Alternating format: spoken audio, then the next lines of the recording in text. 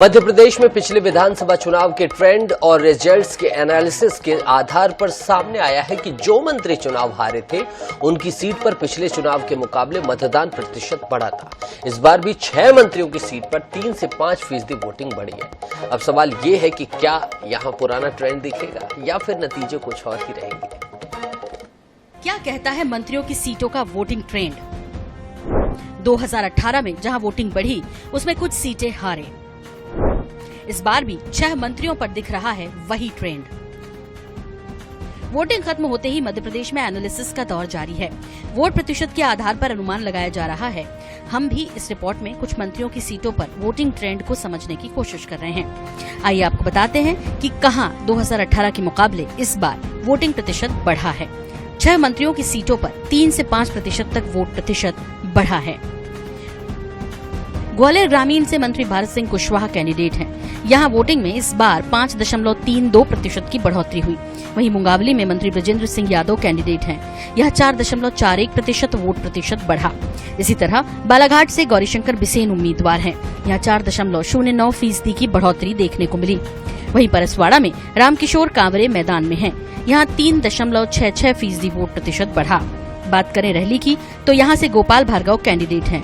Voting trend में यहां 3.16% की बढ़ोतरी देखने को मिली। वहीं पोहरी से सुरेश धाकड़ हैं। यहां भी 3.04% वोट प्रतिशत बढ़ा है।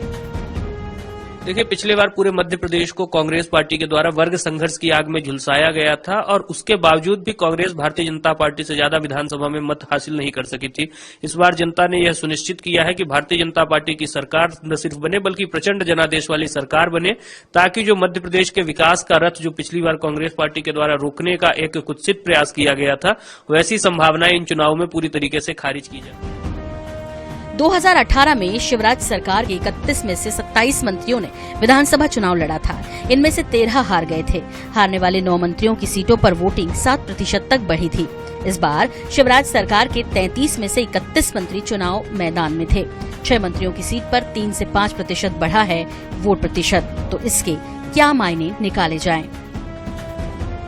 देखिए, 4% वोट मध्य प्रदेश में बढ़ा है, जो इस बात की गवाही दे रहा है कि सरकार को बाहर करने के लिए जनता में उत्साह है।